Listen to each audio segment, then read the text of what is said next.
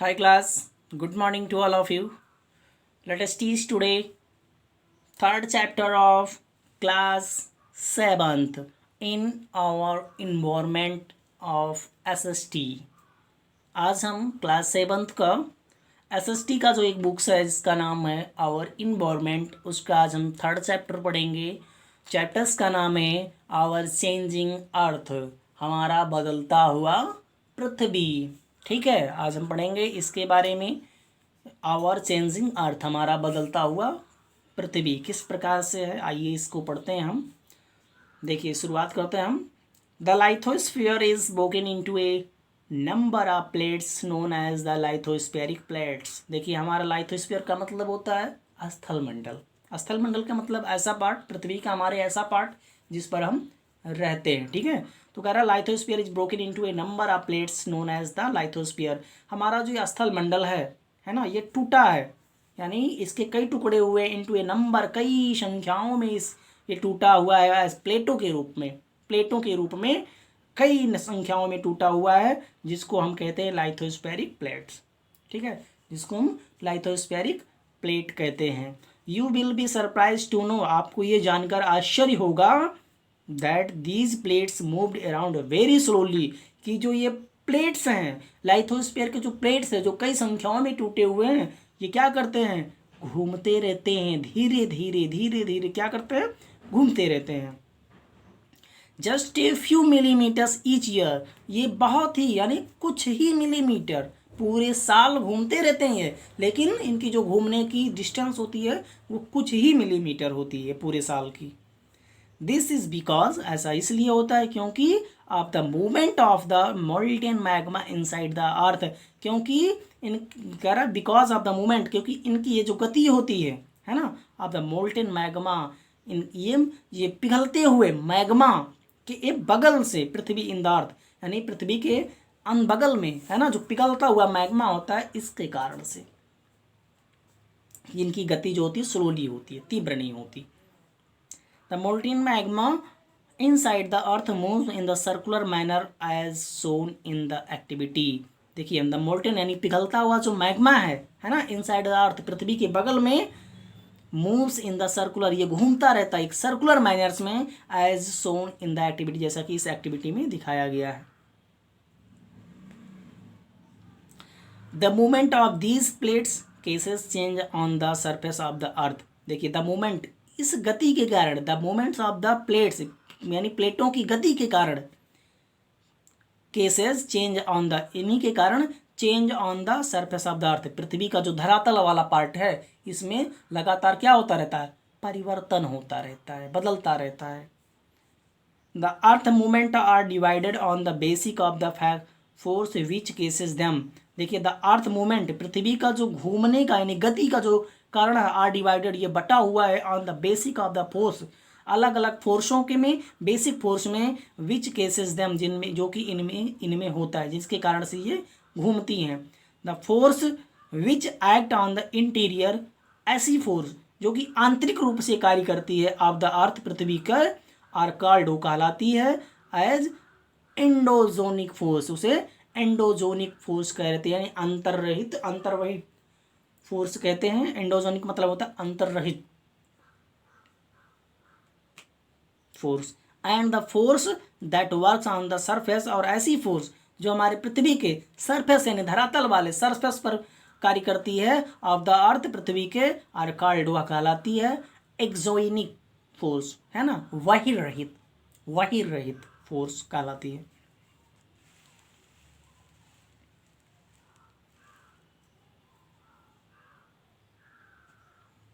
देखिए, endogenic force sometimes produce sudden movements and at the other times produce slow movements. देखिए, endogenic force जो होता है, ये कभी कभार इसमें तीव्र गति से गति होने लगती है ना, इसमें गति की जो मूवमेंट होती है वो कभी कभी तीव्र हो जाती है और कभी कभी स्लो हो जाती है ना, कभी कभी तीव्र हो जाती है अचानक, कभी कभी तीव्र हो जाती है और कभी कभी तेज हो जाती है एंडोजोनिक फोर्स में।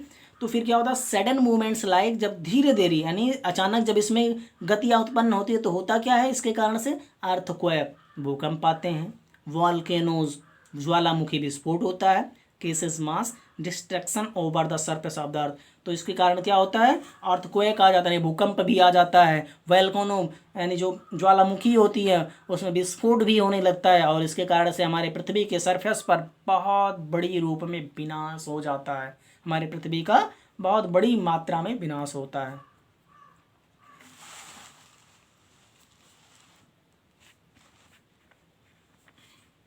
देखिए, a volcano is a vent in the earth crust through which molten materials erupts suddenly।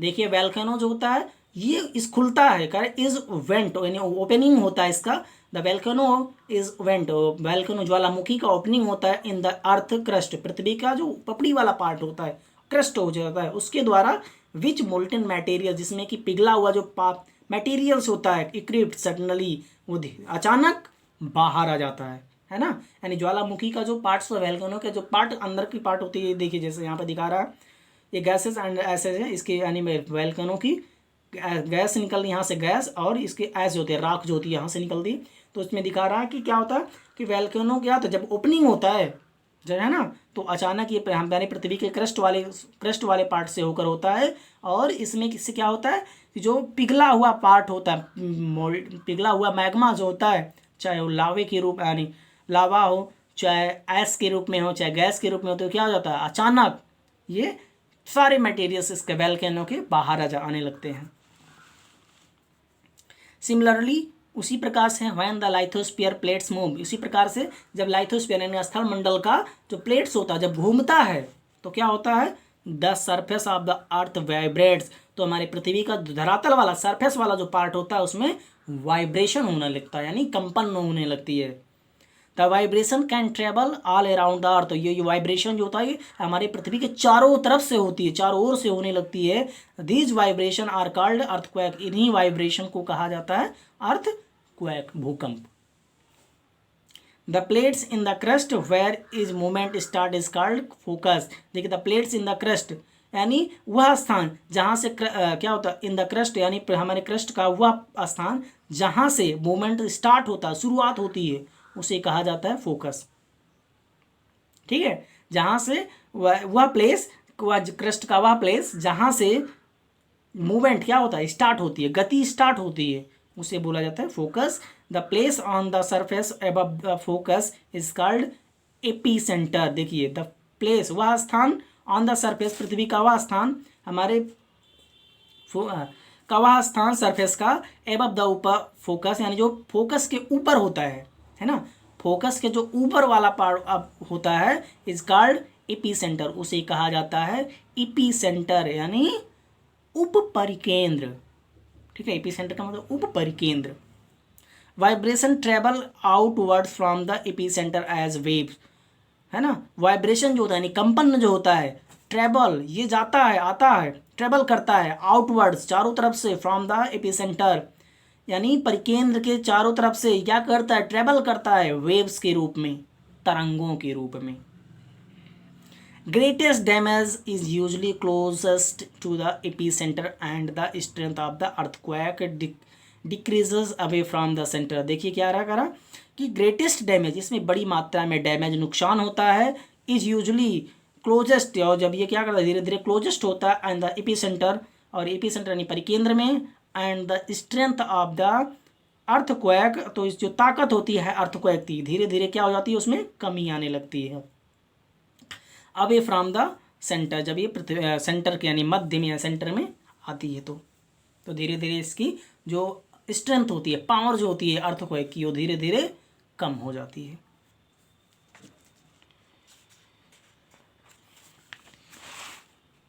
Aldous earthquakes can not be predicated, इसीलिए क्या हो जाता है, आल्दो इस प्रकार से earthquake can not be predicated, पहले से अर्थक्वेक की क्या भविष्यवाणी नहीं की जाती है, इसी प्रकार लिए अर्थक्वेक की पहले से कोई भविष्यवाणी नहीं हो पाती है।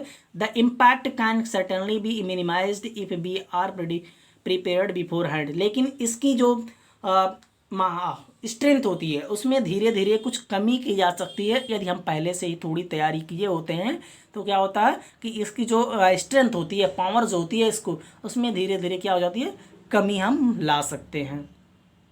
सम कॉमन अर्थक्वेक प्रेडिक्शन मेथड, इसमें देखिए सम कॉमन, कुछ ऐसे कॉमन अर्थक्वेक होते हैं जिनकी भविष्यवाणी कई तरीकों से कर दी जाती है, एडॉप्टेड लोकली बाय पीपल्स।